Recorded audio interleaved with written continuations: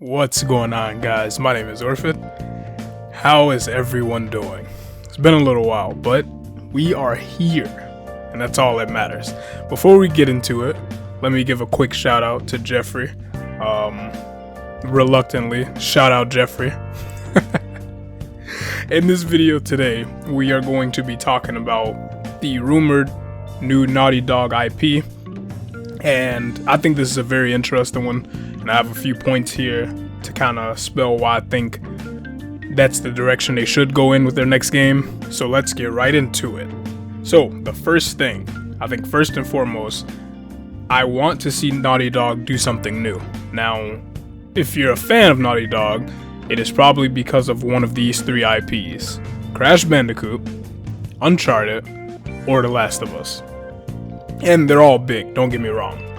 But I think as far as these last few generations, we've only seen Uncharted and The Last of Us. Now, while those are great games, and I wouldn't mind more games from those same series, I think with the leaps we're making with the technology as far as gaming, and just how much of those series we've gotten, I think a brand new IP is definitely what we need as fans for Naughty Dog to kind of like stretch their creative wings, right? Like, you don't want to see too much of a certain thing because then it starts to lose its impact, and we don't want that to happen really with these series because, you know, they're so good as it is.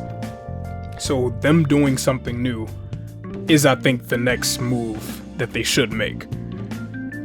The reasons I say this is because Naughty Dog, whether you agree or not, they usually offer fairly good storytelling in their games, and that's usually what you come for, is the stories they have to tell, right? They do some great work with animation, the graphical quality is usually really nuts, but it's the stories, man. It's these characters that are involved, it's what's going to unfold and how it's going to end.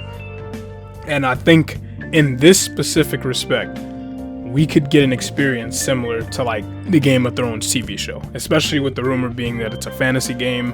I'll throw up some concept art, at least the one I saw, and you could kind of see where I'm going with that. I enjoyed Game of Thrones thoroughly, thought it was a very good show. The characters were some of the best characters I've seen written in like any piece of media entertainment. So I think Naughty Dog has a good shot at making a game equivalent of that.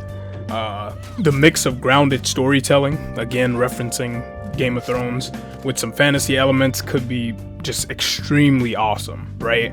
Like, you have fantasy games that are dedicated to fantasy, you know, being over the top, but I think what I like most about Game of Thrones is, you know, you still got this sense of realism, even though there was some mysticism in it and, you know, some creatures that aren't necessarily real, but it was still tied in realism. The characters felt real, the situations they were put in felt real, the environments, you know, they felt like they could really exist. And I think that's what would be important for the kind of storytelling that Naughty Dog is used to, dealing with real characters, you know, real situations, or at least, you know, as real as you can get. It stays grounded is the point I'm trying to make. That leaves room for, again, deep and believable characters, and I think that's the centerpiece, you know, to any good story, right? You need the guys driving the story to actually be engaging, because why else would you want to tune in? When I play a game and a character's going through trials and tribulations, I want to be invested enough to where I care what happens to them. I care to see what kind of outcomes are going to come, and, you know, if the character is going to be better off for it.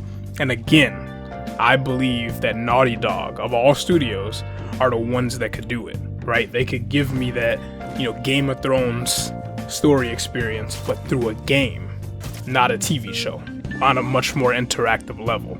And I think that's what has me most excited about the rumor that this could, you know, be the direction they take their next game in. Because again, Last of Us was a grounded experience.